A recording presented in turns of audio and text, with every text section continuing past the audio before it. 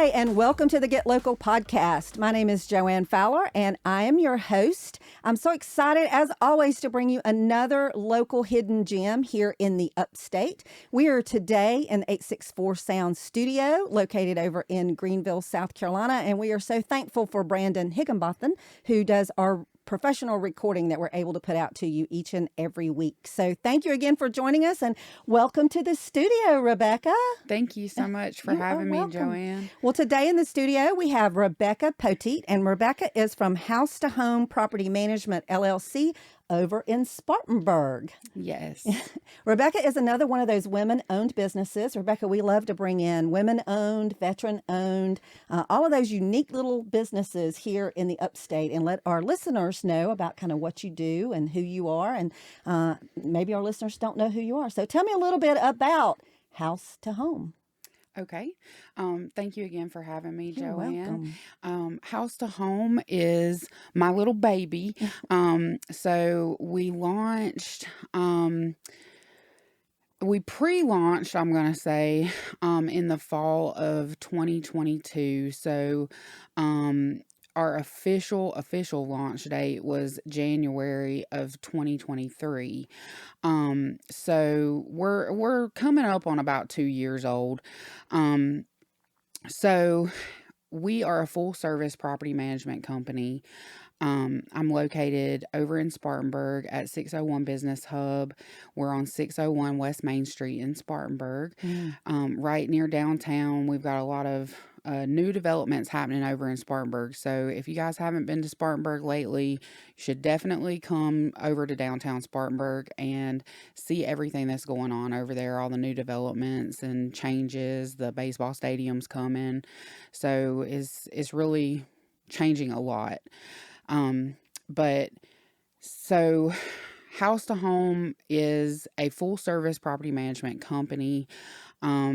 Right now I have 30 single family homes that I manage, and I have one commercial building that has 8 offices. I am, fully licensed for the state of South Carolina. I do, full property management, meaning an owner doesn't have to do anything except collect their money each month. They can be involved if they want to in the process, but they don't have to be. I offer maintenance services, collecting rent, handling everything with the tenant. The owner doesn't have to do anything. I also offer eviction services. If somebody has a home that they have rented out and it's kind of gone sideways for them or something like that, I can evict somebody the correct way. So I do offer that service as well. I do offer full remodel and flip services. I've managed a lot of flips, people looking to just purchase a home, flip it, and resell it. I can advise on exterior and interior redesign. I can help them line up vendors for that. You are full service for sure. Yes, I can do full project management as far as that goes. So a Well, a lot going on. let me ask you a couple questions. Okay. One, you said y'all been in business for about 2 years. Yes, So ma'am. what was your experience before beginning this property management company? So I've been in the industry for about 4.5 years. So I started as an assistant for someone else, for another property manager, and that's where I kind of got my training and learned the ropes. What my aha moment was I was working for another person, and I thought to myself, wow, I could really do this for myself. And, I guess everybody kind of has that moment where you're feeling underappreciated, and you feel like, well, maybe I could do this. So that was when things kind of started developing for me in my mind, and I kind of got the ball rolling. It was probably about a year-long process just to get my business going, get everything lined up and in order before I really could launch. But I think that's wonderful, Rebecca, because I hear that a lot. I interview a lot of, newer business owners or someone who's, kind of been in the industry for a little bit. And a lot of times that's what they say is, well, I thought to myself I could do this. I think there's so many of our listeners who may not own a business right now who may hear that, but I think that fear sets in. Yes. And they're afraid to take that step of faith. So, I wanted our audience to know, one, you've been doing this longer than 2 years, but two, if anybody's listening to us today and you think you can do it, just go do it, right? Right. I mean, it is scary. It is, you have to put yourself out there and really, you do step out on faith. You do, go all in, and you kind of have to have that, okay, it's all or nothing. But when you put yourself out there and you really get there and you're in the trenches and you're like, okay, I'm doing this, it's going to come to you, you know? Are there a lot of women in women business owners in your industry? I would say there's some, but I think it's more of a male dominated industry. So I think that overall, I would say real estate, there's a lot of female realtors. So property management is, a lot of people don't know this, but you do go to real estate school. You have a real estate license. But it's just a different branch. You're not a realtor, you're a property manager. Right. So my designation is property manager in charge. That means I'm my own broker. I can have people work under me in my office. We're not quite to that point yet. But with that being said, it's kind of like you have to set yourself apart. You have to make yourself different. Well, let's talk about that. What makes you different? So, what makes me different is that kind of my little catchphrase or my little hashtag that I like to use is when I talk about my company, I say a company of standards. So, I try very hard to break the I would say traditional landlord mindset. So when I say that, a lot of people say, oh, well, landlords don't want to fix anything. Landlords don't care about the property. Landlords don't care about their tenants. Well, that's not true. I do care about my tenants. Some may not, but you do. Yeah. I want to set myself apart. I want to be a company of standards. I want to have the right properties. I want people to pay their rent and get what they pay for. I want them to have a good home.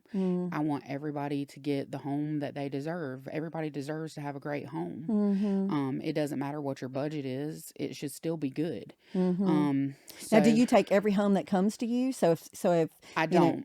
So every home is not a good fit for my company.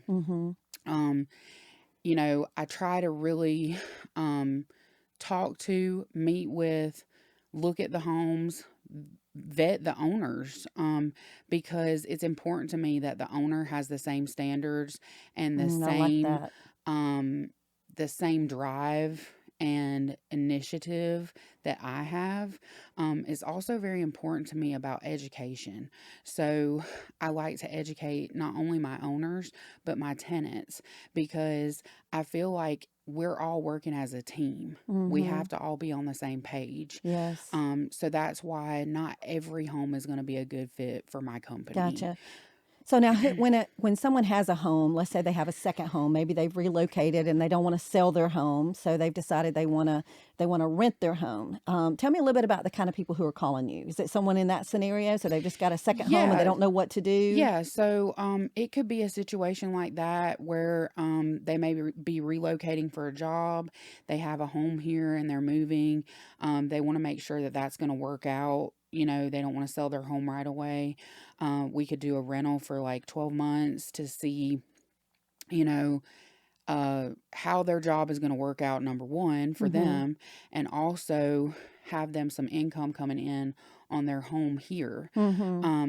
So how that would work, I would advertise, I would set everything up for them. make a listing. I always do an open house, which is another thing that's very different with me, because you don't hear about rentals having open No, houses. that's the first I've heard of that. Yeah, I always do open house. It doesn't matter if it's, an $850 rental or a $2,500 a month rental. I'm Wow, going to have an open house. that's fantastic. Because I always want the tenant to feel like, hey, this is going to become my home. Mm-hmm. I want them to feel special. I want them to come, look at the place, envision themselves living here, Yeah. you know? So I set everything up. I would get the tenant in the home. We can usually do that process in 30 days or less. Oh, that's great. So I have people calling me every day for homes. They need somewhere to live. We have tons and tons of people relocating to the upstate area. We have tons of people moving. In real estate, you hear about lulls in, sales and stuff like that. It's not the same in rentals. Well, I have a question for you about that because our podcast airs a little bit later than recording, but today's September 2024, and the housing market is a little low right now. There's low inventory. Correct. Are you finding at that time when the interest rates go up, are there more people who say, I'm just going to do a rental for a year instead of trying to sell it because I might get less money for it? Or do you have people who just say, maybe this is just a new income for me? I mean, why are you getting homes? That is one of the reasons. I've had a couple recent homes that I've gotten because they've been on the market and they're just not selling, they're sitting. Because they'll lose money if they sell it in a down market, right? So, renting is a good option because it's a way to have immediate income. So can they do, like, if they came to your company and they said, well, I'm just going to try it for the next year to see if the interest rates go back down. So can they sign it for like a year at a time or 6 months at a time? Yeah, absolutely. So, we can do pretty much whatever the owner wants to do. We typically do a year just because that is going to put less wear and tear on the home. Gotcha. Because, if you do 6 months and then that person moves out and then you say, oh, well, like you list it again and then it doesn't sell and you decide you want to put it back up for rent, we move somebody else in. That's just a wear and tear pattern on the home of people moving in and out. Gotcha. Like a turnover of paint touch-ups, cleaning, all the Scratches little on the things, floors. right? The little things that go into, getting it ready to put back up for sale. So do you recommend like a year? Let's try it for a year and then let's get back together. So my recommendation for people is, let's try it for a year, see how it goes, and everything can be totally different in a year, and then that generates them some income. We sit down, we can make a plan, and that's when the education component comes back in for the owner too, because we look at what's your house payment, your insurance, your taxes. Okay. We sit down, we make a budget. How much money are you spending monthly on this property? And then we see, okay, how much is the rent going to be? Is that going to cover your expenses? Oh, that's great. So you actually help them calculate what the house should rent for. Yes. Now, what if their expenses are too high? Because I know off camera, you and I had talked one time before, and you'd mentioned that, you like to make sure that ground maintenance is included in it because you always want the property to be maintained on the outside. Correct. So what happens if someone comes to you and their mortgage is high? When they add everything together, the rent's going to be too high. So I have had that scenario. So, sometimes people have to take a moment and see if they, it's going to be more beneficial for them to take a couple $100 loss. Have somebody, it's never a good idea to leave your house vacant. Yes. That is the worst thing that you can do with a property, is to leave it vacant. I recently got a home that's been vacant for about 6 months, and literally, I'm telling you, the amount of things that can go wrong just with your main systems, your plumbing, your HVAC, your electrical, all of that stuff, just sitting not being used, Causes issues. Yeah. So, Not to mention the potential vandalism or someone moving into your home, right? right, and just getting a Taking over your home. squatter, Yeah. all of that I stuff. mean, does that So, happen here? oh yeah, You're seeing it yeah. in South I've Carolina? done 2 evictions for squatters, actually personally. Wow. And you have to go through the full eviction process Which is because they, months, right? yeah, Maybe? it's about 2 months right now. But they do have squatters' rights here. So, Oh my goodness. that is a real thing. Like, I just actually had somebody ask me about it yesterday, if that really happens here, Mm-hmm. and yeah, it does. It's not real common, but it does happen. Well, now let me ask you another question. Because in today's society, there's a lot of times people, unfortunately, are going through a foreclosure process. Maybe Mhm. they're in a divorce situation. Neither one of them are living in the home. Mhm. Are those situations good to maybe look at a rental to start getting the mortgage covered by maybe putting someone else in there instead of losing the home if you can't pay the Um, rental on it? I've actually never had one that's been in foreclosure. Um, but I really would honestly have to check into that because Mm-hmm.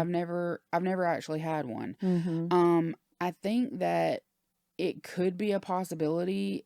I think that the bank would probably maybe work with that. Mm-hmm. It would the hiccup there may be insurance. Yeah, maybe getting it Um, before you get into like you see you're yeah, 2 months behind, and I'm not going to be able to right. I'm not going to be able to continue to make this mortgage payment. Maybe I should just go stay somewhere else and rent my property. Right. And that is a good scenario. Like, say that your payment, you're in at a low interest rate because Mm-hmm. you've had your home for 20 years. Right. Um, your payment may be $800 and we could possibly rent it out for 1600. Gotcha. And so that's where you could make your payment plus have money to rent something new. Mm. So something like that is a good scenario Mm-hmm. if you're not seeing in your foreseeable future that you're going to be able to continue on the Mm. path that you're on. Yeah. What can I do to rectify this? Now I'm hearing, and I don't know how true this is, but I'm hearing because I'm in real estate as well. I've been hearing that a lot of the neighborhoods are now putting in the association The where they can't bylaws. rent in the Yeah. bylaws that those homes can't be rented. Are you seeing that as well? I have heard about that. I don't know how well that sticks. Mm. Because the actual ownership of the home and like state laws always is going to trump any bylaws. Gotcha. That's the rule of thumb. Mm-hmm. Now, they're doing that because number one, neighborhoods don't want Airbnbs. Right. Number two, they're doing that because they think that renters are not going to keep up their HOA standards. Mm-hmm. However, the like thing that I always do when I have an HOA home, all you have to do is get your renters to sign the HOA bylaws. Well, ultimately, as the homeowner, aren't you responsible whether you're in it or a Yeah. renter is in it? Yeah. If you don't, then they can fine you, right? Right. I mean, most of them have a So, fine amount. but see, we go back to you were talking about ground maintenance. So I always have lawn care and trash Mm-hmm. included by the owner with all of my rentals. So, I mean, that's one of the main things with an HOA. Mm-hmm. They want it to look good. Well, some of So them are so funny. I mean, I've seen, parking yeah, and parking on the yeah, side of the road. You can't do it at night, but you can do it during the day. I mean, there's just a lot of yeah. restrictions, unfortunately, in And some I of the think the homes. important thing, with that is always communication. Mm-hmm. Communication is key. And I think like if owners communicate with the board of the HOA and Mm-hmm. say, hey, you know, we're thinking about renting our property out, we're moving, we got a job offer, Mm-hmm. whatever the case may be. I have personally, I had a home over in Five Forks, and it was in Orchard Farms and subdivision, and they have an HOA over there. Mm. And the owner actually that purchased the home was in New York. I never even met them physically. So this is a great example of my services and what I can do. I was referred to them by a realtor here in the area, and they actually were supposed to move down here from New York, and the one of their family members had some like medical problems and stuff like that. So they ended up having to stay longer Mm-hmm. than what they anticipated. So I actually did a 6 months rental on the property for them, Mm. so that they could have time to, get things squared away up in New York, have time to get, rearrange their, move. Right. So it worked out well, for them because I was able to work directly with the HOA. They gave me the contacts. I talked to them. I let them know, hey, I'm working directly with the owner. This is what's going on. Mm-hmm. I got the amenity fobs, all that kind of stuff. I signed for those and gave them to the tenants. So it was my responsibility. So it's like, I feel like communication is really key Well, on I that. would think an HOA would be happy to, if you go to them and you say, I'm going Right. to leave, but I'm not going to rent this myself. I'm going to have a property management company. Correct. Because I think if you Correct. go as an individual and you say, oh, I'm going to Ohio. Right. Like I'm moving out of state and Yeah, I'm just but going to I'm going to bring some rent renters this in out. and everything Yeah. will be taken care of. I would think an HOA would say, a property management company is here. They're going to be collecting the Right. rent, and we have someone local we So, can talk and I to. was the point of contact for the HOA I on think that's that one. perfect. So it was like they basically, anytime they needed something or they Mm-hmm. needed to tell the tenant anything, they just gave me a call and then I relayed, Mm-hmm. the information, and that worked out great. I actually rented that one to a travel nurse, Oh, um, and it worked out wonderfully because they were working for Prisma, and it was perfect. so So you mentioned short-term rental. You said 6 months. Do y'all do yep. anything shorter than that? Generally I don't. But there will be an occasional sometimes that we could do a month to month, depending on the owner and the Mm-hmm. situation. Um, Do you think you're comparable? Because I do know there's a lot of laws and restrictions that are coming about with these Airbnbs. A lot of the communities absolutely do not want them in there. yeah. So, do you think if you do those short-term rentals, 6 months, 3 months, whatever, are you around the same price range as what an Airbnb would run? Um, I think it would be comparable. Um, I think sometimes Airbnbs are, a little out of sight. Mm-hmm. Sometimes I think that you're paying for, convenience, and I think Mm-hmm. sometimes people abuse that. Yeah. I mean, the good thing, I guess, about an Airbnb is it's furnished. So you can Right. just come in, pop in, live those 3 to 6 months that you're there and then move back Yeah. out, versus your property would probably require that they move some furniture in. Right. But if you're coming in for 6 months, you can always turn around and sell that furniture later if Yeah. you needed to. Just get the bare minimums in there, right, to sustain Mhm. you, the scenario. Now, you also mentioned Five Forks. So that was another question I had for you. Are you limited to Spartanburg? I know you can do the whole state of South Carolina, but are most of your properties in Spartanburg? Are you looking to expand into the Greenville Um, area? most right now, most of my properties are in Spartanburg County. I have a few in Cherokee County, Oh, and I did have that one in Five Forks. Of course, it was only 6 months, so I don't have it now. But I would like to have Greenville County. My range, I try to stay within 1 hour of Spartanburg. okay. Just in case I do need to get over there, sort of quickly, I'm able to do so. Uh, I do try to be very hands-on with my management. It's important to me to be involved, personally. Mm-hmm. So, I am growing right now.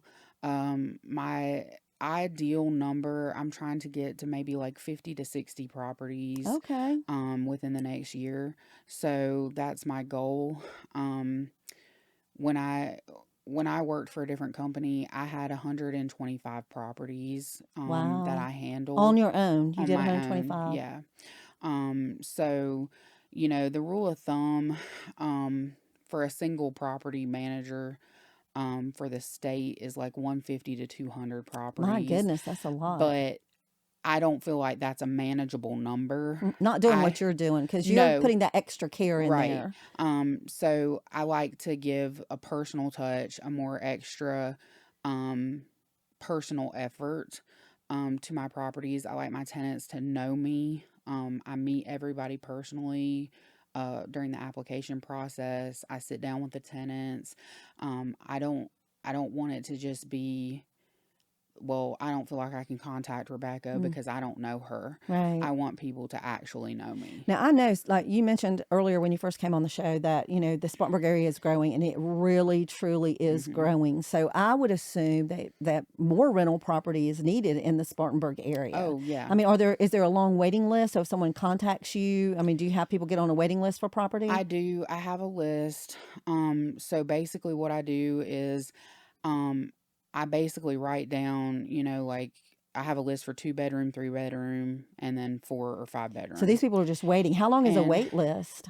I mean, for me, it can be anywhere from like 6 months. I mean, I have people calling me 6 months ahead looking, and then I try to do my lease renewals too, like 90 to 120 days out, so that if somebody's thinking about moving, they can go ahead and tell me, and then I can pre-fill those vacancies.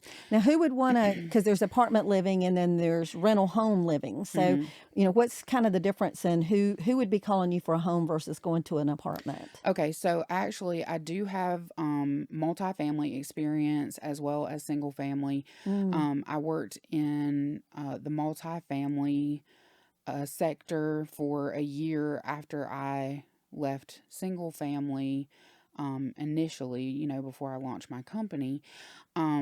So the multifamily sector is totally different than the single family sector.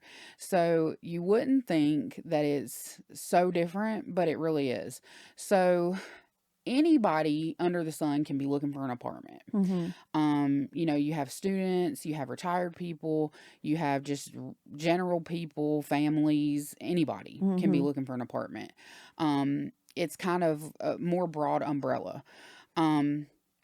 Where with single family, it's people who maybe have lived in an apartment and they don't like that. It's not for them. With an apartment, you have to remember that you're connected to a lot of other people. Upstairs, downstairs, beside you. You're going to have noise. You have to expect that to a certain degree, because even if people are being quiet, there's still going to be some noise. People have different schedules. Some people work first, second, third shift. They're going to be up at different times of the night. There's constant noise at an apartment. That was the number one complaint. You had people constantly complaining about noise. And it's something that you really can't do anything about unless somebody's just having a full-on party or, just being straight disrespectful, You can't do anything about somebody's regular type of noise, like just talking, having a conversation, watching TV, that kind of stuff. But single family is more people who have lived in a multifamily experience. They're like, oh, whoa, that's not for me. I don't want to keep doing that. Maybe people that are looking for a yard. They want to have pets. Apartments are very limited with pets. I'm more pet friendly. A lot of landlords don't like pets. They want to limit pets. I'm a pet friendly company. I love animals myself. So I like to help people that have pets. You have people who maybe are retired. They need something like one level, one story. South Carolina is great. We have a lot of ranch homes here, that are one level, don't have steps, stuff like that. So it's really any demographic as far as single family goes. It's just the different features that people are looking for. They might want to, spend time out working in the yard, or have like dedicated parking with a driveway. Well, and a lot of times I would assume people who are trying to maybe build their credit to buy a home. Oh yeah, definitely. Do you guys report to the credit bureau? So I actually have an app that I use for the tenants to pay rent. We've got everything streamlined as far as that goes. They can report maintenance, pay their rent. Oh, that's they great, can Rebeccah. do we can do credit reporting through the app if they opt to do that. So, that just reports on-time payments, and it would help their credit. Yeah. We're not going to report negative. Right. So if you're late one month, we're not going to be like, oh, well, Susie was late and we're going to drop her credit score. We're not trying to do that. Because a lot of people who are, renting kind of under the table from somebody, they don't have that ability to build their Right. credit. And someone Right. who's got maybe a lower credit score who wants to get a better credit, they're going to try to rent until they can at least get their credit score Exactly. up. So property management would be a good route to go. Yeah, and with us being affiliated with Get Local, it's really important that we're able to do these referrals, and we have people who do mortgages, we have people that are realtors within our group in Get Local. We're able to directly refer, which is great for my tenants, because if they say, hey Rebecca, I send them their lease renewal. They say, hey, Rebecca, I've been working on my credit this whole time, and I'm ready to talk to somebody about a mortgage and find out if I can get approved. So you have all those resources available Right, for your tenants. Just within arm's length, and I can say, hey, I know exactly who you need to talk to. Call this person, and then we can get you over here with the realtor and just get the process going. That's fabulous. And for our listeners, Rebeccah is actually our regional director for our Get Local networking groups. They're called Get Local Connect. And she runs a group over in the Spartanburg area. So in our groups, it's all local business owners. So it's no one that's in Ohio or no one who has a corporation in Florida. It's people who are business owners just like us. Correct. Who we can, like she said, just reach across the aisle and get those folks that we've met with and talked to and meet with on a regular basis to provide those resources to the group. Exactly. Well, Rebeccah, I'm excited you came in. I could probably ask you questions all day long about property management. I think it's a very interesting industry. But number one, you need more houses over in the Spartanburg area. Yes. So and tell our listeners, how can they reach you? How can they find you? So you can find me on Facebook. My name is Rebeccah Poteat. Rebeccah is Rebeccah. So you can find me. I'll pop right up if you type that in. My page is public, so you won't have any problems. My business is House Number 2 Home Property Management LLC. You can find me on Facebook there. You can go to my website, House Number 2 Home MGMT.com. Or you can call me 864-316-0823 or text me. And tell them your location, where your office is. 601 West Main Street in Spartanburg. And my office is right under the porch. So you'll see my sign right on the door. And the name of that office is 601 Business Hub. Business Hub, yes. And you also manage that property. That's a commercial property? I do. And I actually have a couple of office spaces available in there. I have warehouse storage space if anybody needs that. You can reach out to me for that as well. That's fantastic. Well, Rebeccah, before I let you go, I always ask questions, and Rebeccah asked a surprise question. Rebeccah said, I don't like surprises, but she's going to get one today. So I always just like to ask a fun question at the end of our interview. So today, my question to you is, if you could have any superpower in the world, what would it be and why? Oh my, that's dangerous. If I could have any superpower,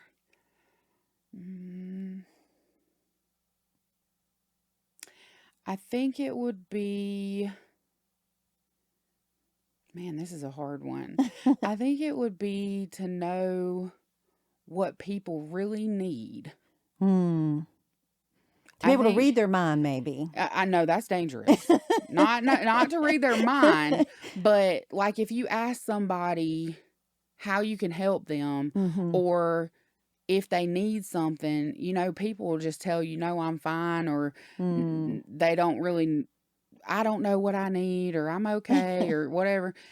I think, because I like helping people so much, like I really have a heart for helping people. I love that. I think that I would want to know what they truly need. What they really need. I Yeah. think that would be an amazing superpower. Well, listen, thank you for coming into the studio today and sharing about your business, about property management. I hope our listeners have learned something new about property management. And most of all, listeners, please reach out to Rebeccah. I know her personally. She is fantastic. She really does love people, and she loves putting people in homes, but she also loves taking care of your home and getting it listed as well. So reach out to Rebeccah. Hey, I want to just say thank you again for joining the Get Local podcast. Be sure to join us. Listen, if you enjoyed today, share it with 3 people. You know, the whole purpose of the Get Local podcast is to feature these small businesses. But if only one person is listening to it or only 2, then we don't get it out very far. So share it with at least 3 people. Follow us on any of the podcast platforms that are out there. You can find us. It's the Get Local podcast. We're at 864 Sound. Brandon Higginbotham is the owner. I call him everything. Y'all, he does everything: audio, video, original music, music production, sound design, voiceovers, podcasting, audio repair, mixing and mastering, live sound, and the list goes on. If you go to any community events, a lot of times you'll see Brandon there. So reach out to him for your business. He also does some fantastic commercials for businesses. So reach out to him. We're over on Sweetbriar Road in Greenville, South Carolina. Listen, follow Get Local. We're also on Facebook, Instagram, TikTok. We're everywhere. And getlocalsc.com. Follow us there. Thanks for joining us, and we'll see you again soon. Bye.